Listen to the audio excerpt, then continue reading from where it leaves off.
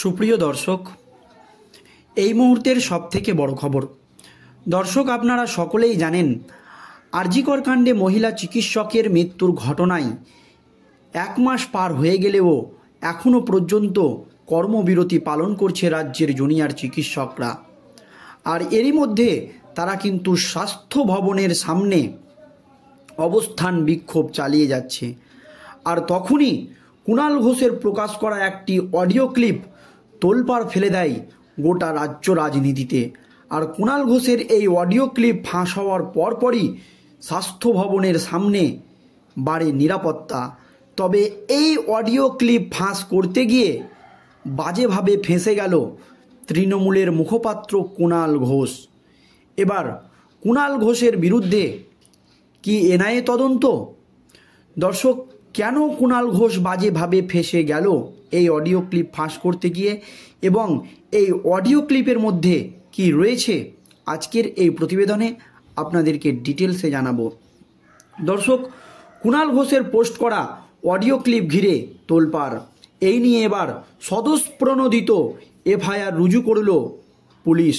ষড়যন্ত্রের audio clip নিয়ে স্বতঃপ্রণোদিতভাবে FIR করেছে বিধাননগর কমিশনারেট। কাদের মধ্যে কথোপকথন জানতে এফআইআর করেছে পুলিশ।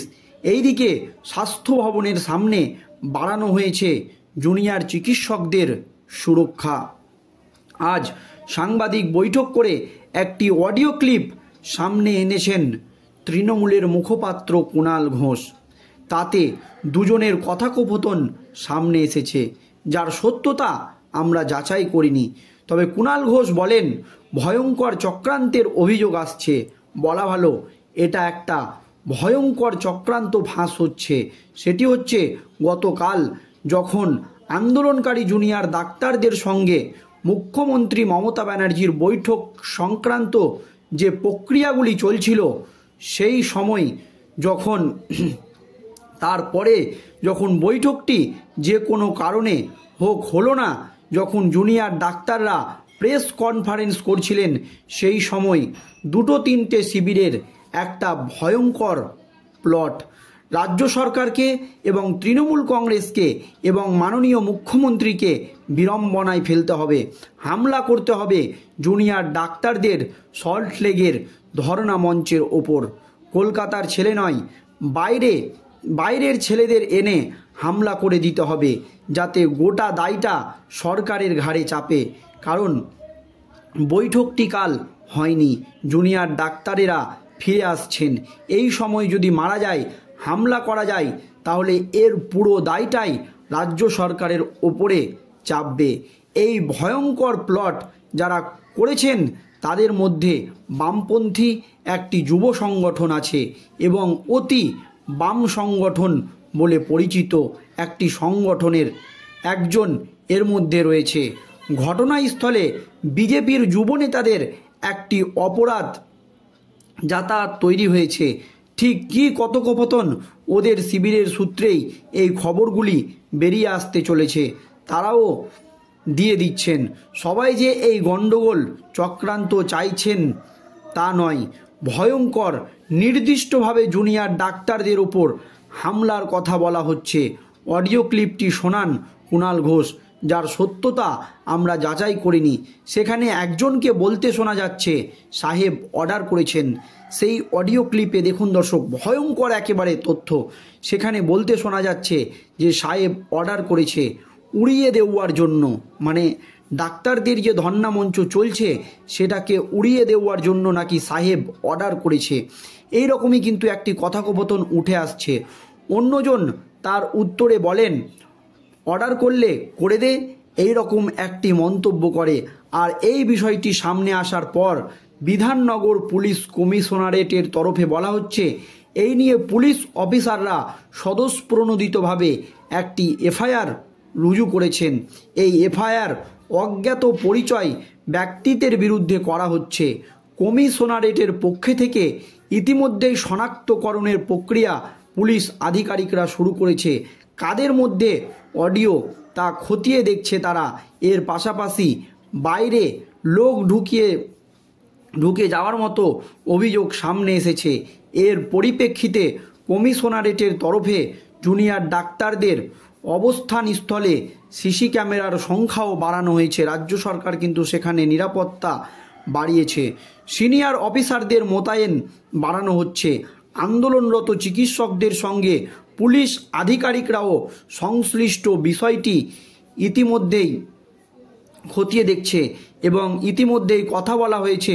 পুলিশ কমিশনারেটের দাবি ইতিমধ্যে বড় বড় পুলিশ অধিকর্তাদের নিয়ে এই নিয়ে কিন্তু বৈঠক উঠেছে। তবে কেন বাজেভাবে ফেঁসে গেল কুণাল ঘোষ, এই নিয়ে কিন্তু প্রশ্ন উঠে গিয়েছে। এক প্রাক্তন পুলিশ কর্তা সলিল ভট্টাচার্য জানিয়েছেন, এই অডিও ক্লিপ কোথা থেকে পেলেন তৃণমূলের মুখপাত্র কুণাল ঘোষ। তিনি কিন্তু প্রশ্ন তুলে দিয়েছেন যে এই যে অডিও ক্লিপটা তিনি ভাইরাল করলেন প্রেস কনফারেন্স করে কুণাল ঘোষ, এই অডিও ক্লিপটা তিনি কোথা থেকে পেলেন। এর জন্য কুণাল ঘোষকে তদন্তের আওতায় আনা হোক, এনআইএ তদন্ত হোক, এই দাবি কিন্তু করেছেন সলিল ভট্টাচার্য।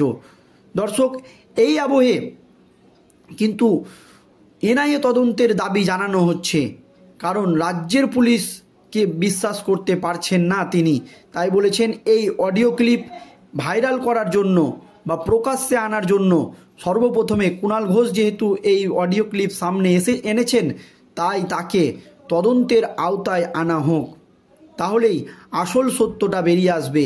এর পরপরই সেই পুলিশ আধিকারিক বলেন, এই অডিও ক্লিপ যদিও কুণাল ঘোষ কোনো জায়গা থেকে পেয়েছে, তাহলে সেটি তিনি পুলিশকে কেন গোপনে দিলেন না, এই প্রশ্ন কিন্তু তিনি তুলে দিয়েছেন। কেন নিজে পাকামো করে প্রেস কনফারেন্স করে এই অডিও ক্লিপ ভাইরাল করলেন, এই প্রশ্ন কিন্তু উঠে গিয়েছে। দর্শক, এখান থেকেই বোঝা যাচ্ছে যে এই আরজিকর কাণ্ডে ডাক্তারদের ওপরে কি চলছে একেবারে গভীর ষড়যন্ত্র।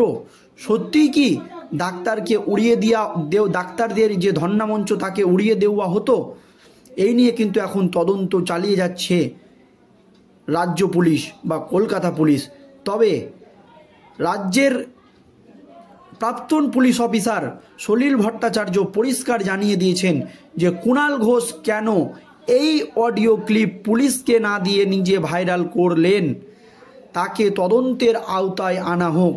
তিনি কোথা থেকে এই অডিও ক্লিপ পেয়েছেন, এই নিয়ে কিন্তু একটি প্রশ্ন উঠে গিয়েছে। দর্শক, এই অডিও ক্লিপ ভাইরাল করতে গিয়ে হয়তো এবার বাজেভাবে ফেঁসে গেলেন কুণাল ঘোষ, মনে করছে অনেকেই।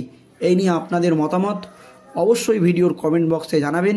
ভিডিওটি শেষ পর্যন্ত ধৈর্য সহকারে দেখার জন্য ধন্যবাদ।